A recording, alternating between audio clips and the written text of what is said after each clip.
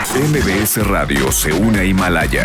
Todo el contenido de MBS Radio lo encuentras en la aplicación gratuita de Himalaya. A comparación del menos 4.8 o del menos 4.1 de España, Pedro, esto pareciera pues que no nos fue tan mal, es lo que muy probablemente vamos a comenzar a escuchar. ¿Qué opinión te merece todo esto, Pedro, y ante la realidad y ante lo que viene, porque todavía no entramos de lleno a la crisis? Gracias, Pedro, buenos días. Luis, buenos días. Fíjate que es interesante el dato en sí mismo porque todo el mundo estaba esperando, desde luego, una caída en la producción nacional de bienes y servicios de la economía mexicana durante el primer trimestre de este año. Lo que no había consenso era de qué tamaño iba a ser el tropiezo. El INEGI nos informó a las 6 de la mañana que en el primer trimestre de este año la economía mexicana sufrió una contracción estimada, no real todavía, pero estimada, del 2.4%. ¿Es una caída importante o no? Bueno, a lo mejor contra lo que ocurrió en otras economías de Europa, la propia China, el primer trimestre de la economía de Estados Unidos, a lo mejor es una caída bastante menor respecto a lo que ha ocurrido más allá de nuestras fronteras, pero si lo colocamos, Luis Auditorio, en la perspectiva del desempeño trimestral de la economía mexicana, bueno, pues estamos frente a la mayor contracción para un trimestre desde el tercer trimestre del año 2009. Y si estamos hablando de la mayor caída trimestral en por lo menos 11 años. Y eso ya nos da una primera aproximación a la magnitud de los problemas que están empezando a manifestarse en la actividad económica nacional. Además, Luis Auditorio, recordemos, no solamente estamos frente a la caída de un trimestre, el primero del 2020, sino a la cuarta caída trimestral consecutiva.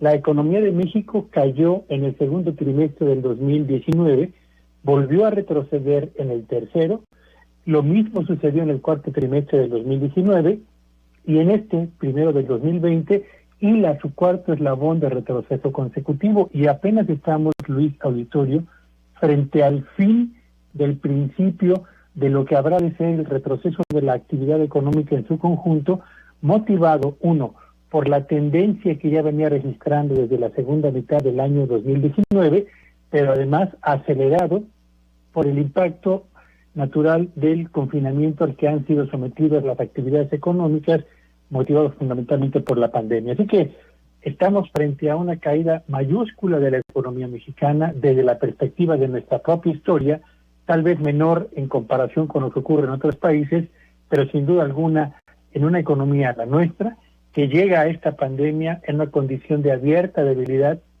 no solamente provocada por el ambiente externo, sino autoinfligida, diríamoslo y recordémoslo también, yo diría acelerada por las condiciones internacionales y las propias de la pandemia, Luis. Vaya, Pedro, pues así las cosas, y llegamos pues con estos temas de economías en los estados. Es interesante ver cómo están pasando primero el asunto del Producto Interno Bruto y cómo viene pues por aquí un deceso importante. Pero pues también son muchos Méxicos, lo que hemos hablado siempre, Pedro, no es lo mismo a lo mejor cómo la está pasando y cómo la va a pasar Nuevo León, cómo la va a pasar Guanajuato, que cómo la va a pasar Oaxaca, que cómo la va a pasar Chiapas. ¿Cómo ves este panorama en particular? Esa es otra parte de la historia, Luis. Con frecuencia en economía nos ocupamos del desempeño de la actividad económica en su conjunto, la del país, pero no volteamos la mirada sino ocasionalmente al comportamiento de las economías estatales.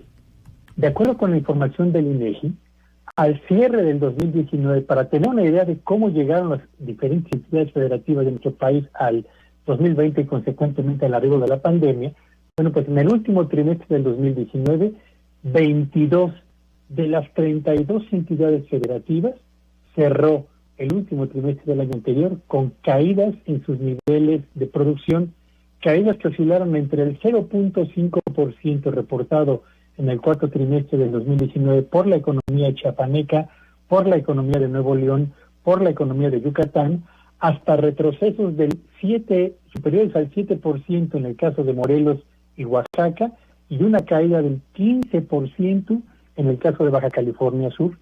Entre esos dos extremos, Chiapas y Baja California Sur, tenemos a 22 estados que cerraron el año pasado con retrocesos.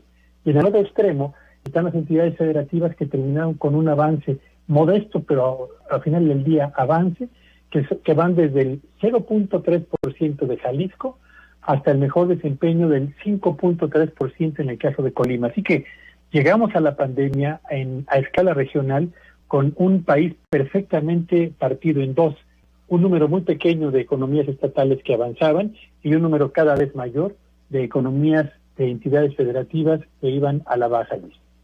Muchísimas gracias, Pedro Tello. Te mando un gran abrazo y bueno, pues vamos a seguir de cerca estos temas. Te seguimos en tus redes, ¿cuáles son? En Twitter me encuentran en @Petello Villagrán. Feliz jueves para todos y feliz Día del Niño para todos también, Luis.